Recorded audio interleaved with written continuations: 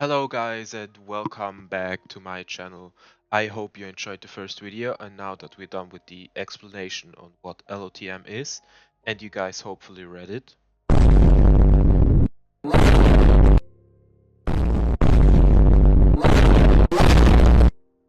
we will now come to the power system of LOTM, and oh boy does it get complicated. This video will contain spoilers for the first and second book, so you have been warned. This picture symbolizes the basics of the power system. In this video, it also goes only into the basics and not into detail with the pathways. Those will come in the future. Well, not all pathways, but the most important ones, but that's in the future. So let's start with the fundamentals.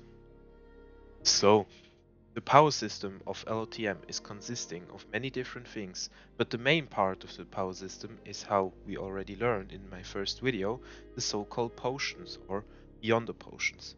But now, what is a Beyonder, you ask yourself? A Beyonder is a person that drank one of those so-called potions and obtained supernatural powers. Beyonders are hidden to the general public and are only known to the churches, government and the royal family. But how do I become a Beyonder now? Well, the most easy way would be betting on your luck, that you'd get involved in a method that Beyonders have to take care of. After you learn about them, you can go to a church and become a civilian staff member, and you get choice to become an official Beyonder. This is also what Klein Moretti in the novel did. You can also try to join a gathering of Beyonder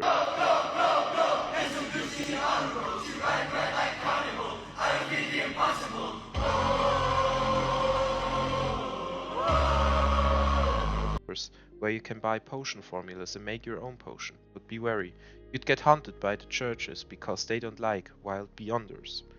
Okay, now that you know how to become one, you'll have to choose one from the 22 pathways.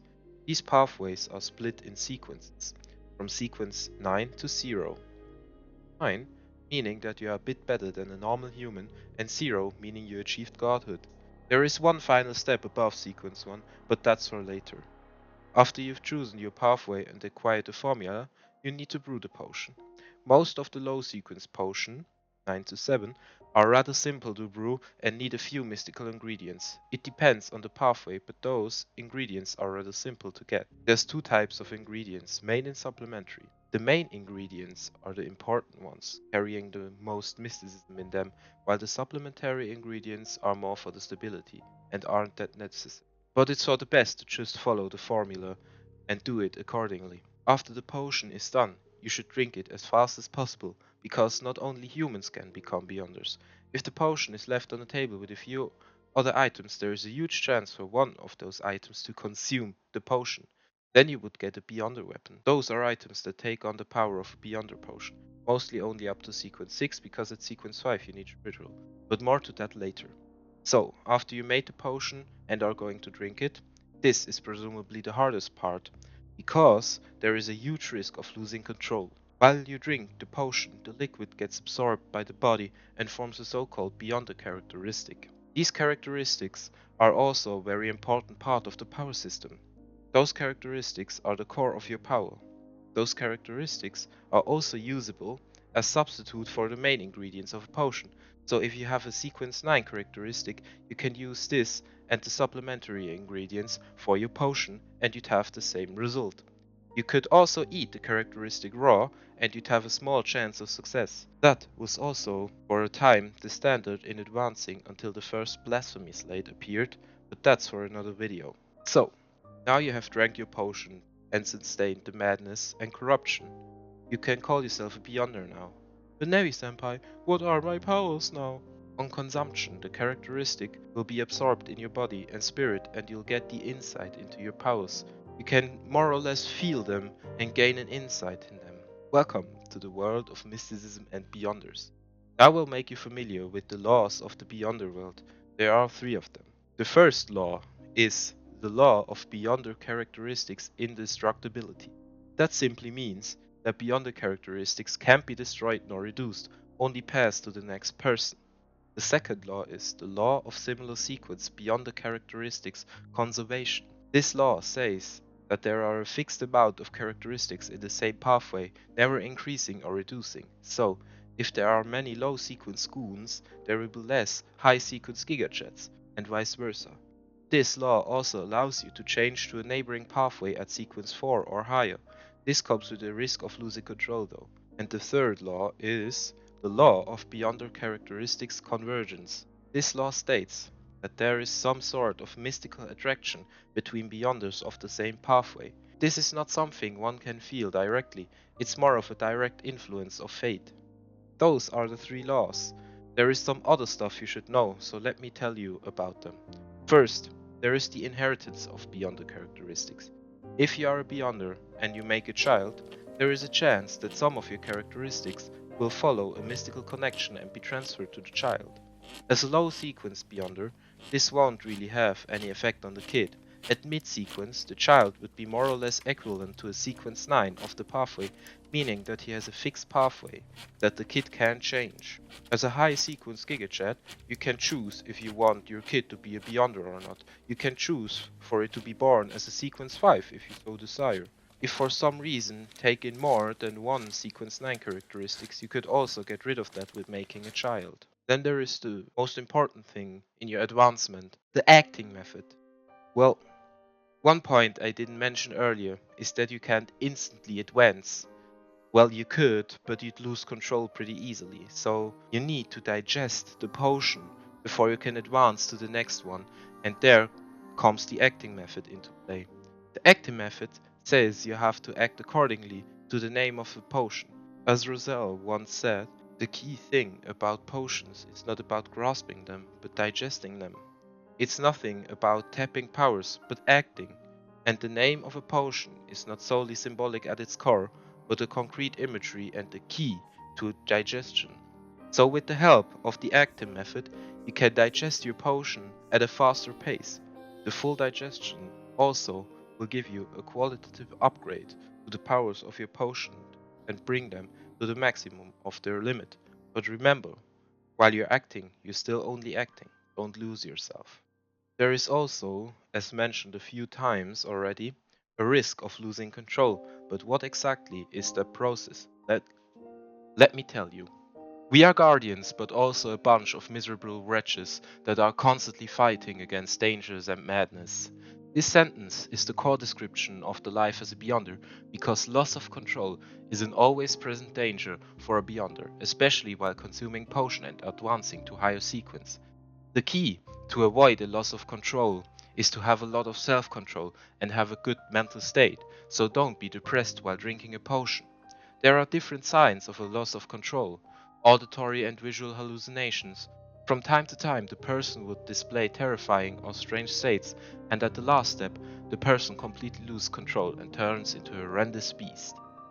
After you are clear of these facts, you can continue advancing to sequence 6, because at sequence 5 or higher, you need a so-called ritual to help you advance, so only the potion drinking is not anymore. Those rituals completely differ from each other in the different pathways and sequences. Most of those rituals get harder the higher in the sequence you get. For example, the apotheosis ritual.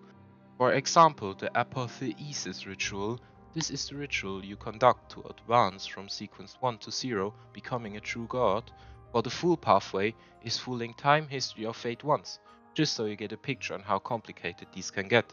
You need to drink the potion while the ritual is active in order for it to work. Well, my friend, you made it to sequence 5, standing on top of the mortal world, but don't be fooled, the real fun only begins now, because advancing to sequence 4 is the first step into the realm of the gods. If you manage to advance to sequence 4, you can call yourself a demigod, because your powers will undergo such a huge jump that they're unfathomable for mortals. But be warned, you will lose parts of humanity for it. But hey, you get cool new powers, so who needs emotions? I forgot to mention, there is something called a mythical creature form.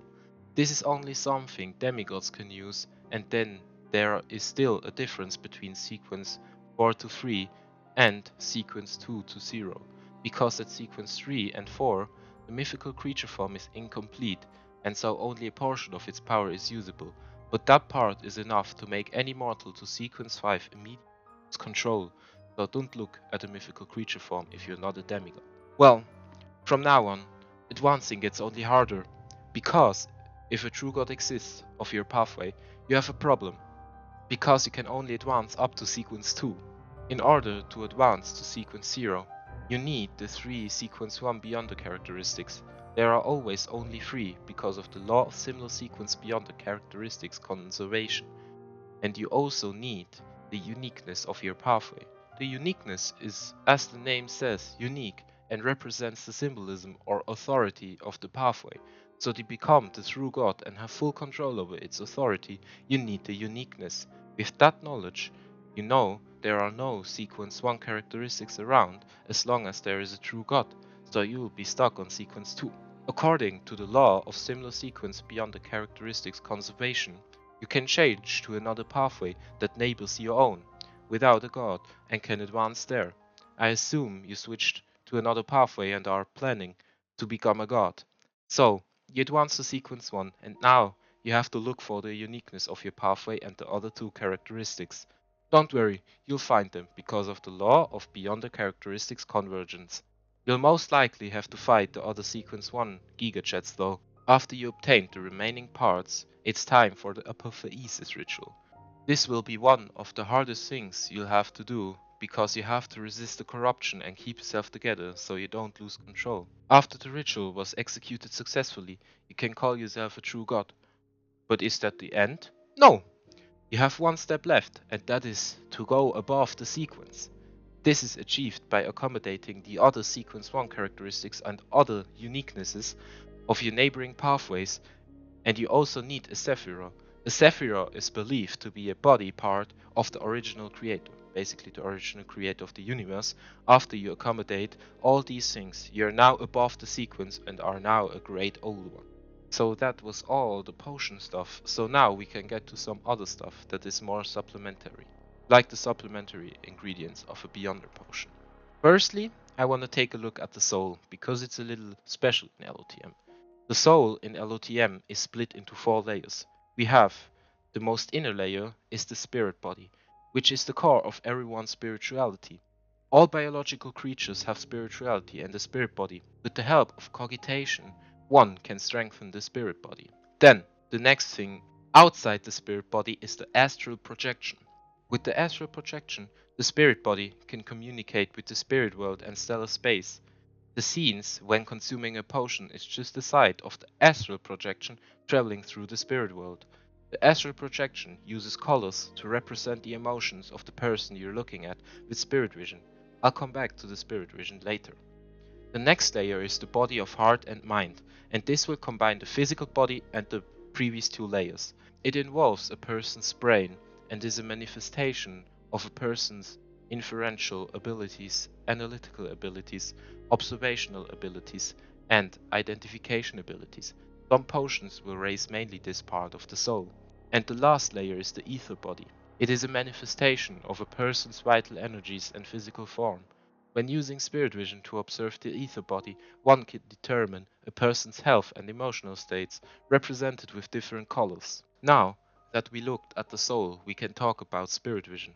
Spirit vision is the most useful ability in mysticism. It allows you to see into the non-physical parts of a human, the soul, well, mostly the ether body, which, as said before, allows them to see a person's health and emotional state. Some pathways even allow you to see the auras from the astral projection, allowing people to see your emotional state better. The more you learn about mysticism, the more insight you get with spirit vision. That means you can see the lifespan of different beings and some more cool stuff, so keep that in mind. After we looked at spirit vision, I now want to come to the ritualistic magic. Ritualistic magic is a very important tool in your Beyond journey. Well, that's not quite right. Even a normal guy can use ritualistic magic, but there are like 20 different things that need to happen so you could do it as a normal person. With ritualistic magic, you can somewhat gain a benefit from the deity the ritualist form, so you probably have to bring a sacrifice, and then you could, for example, pray to the Evernite goddess for the power of concealment so you'd stay hidden for some time from even demigods. Or you could pray to a god for them to clear your debt. I won't go into detail about how to set up such rituals. If you want a video on it, write it in the comments. Now, the last 2 things I want to talk about are the mystical items and sealed artifacts. So let's start with the mystical items. Those are items created by Beyonders and contain no Beyonder characteristics. The charms we see in the novel are mystical items. Those mystical items are in comparison to sealed artifacts not that strong, but have less to no real drawbacks and are safe to use. A few examples for mystical items are all the charms or Klein's iron sigger case. Most things that are simple but supernatural are probably mystical items. Now, the sealed artifacts. Sealed artifacts are mostly made when a Beyonder loses control and then gets exterminated. They leave behind a sealed artifact. Those are mostly kept by the church because, as the name says, they have to be sealed in different ways. What separates them from mystical items is the fact that they contain Beyonder characteristics. Sealed artifacts are classified in a grade 3 to 0, 3 meaning they are not dangerous and 0 meaning very dangerous. The sealed artifacts are extremely strong, especially grade 1 and 0, but have immense drawbacks which makes them unsuitable for common use. For example, the sealed artifact 0-08, the Quill of Al-Zuhad, has the ability to write down events and they will happen exactly as written, and the quill will know of you when you know about it. But if you use the quill, it will constantly write your death and wants to actively kill you. Well, that was something, and definitely a lot. And those points are just the basics you have to understand if you want to survive in the world of Lord of the Mysteries. And now that the basics are clear, well, there is still more I could say, but then I'd be here tomorrow. We can take a look at the different pathways. I won't go into detail with all of them, but I want to make dedicated videos for some of them. What I like about the power system is that, especially in the low sequence, that being a higher sequence doesn't mean you're stronger than a lower sequence. If done correctly, a sequence 9 can kill a sequence 7 or so, and to be honest, for most sequence 9 to 7 Beyonders, a pistol can be enough to kill them. That is why I love the power system, because high sequence doesn't mean you're stronger and that you need to use your brain and not only overpowered attack go. So that was it for today. Have a good rest of the day and don't forget to like and subscribe. Bye.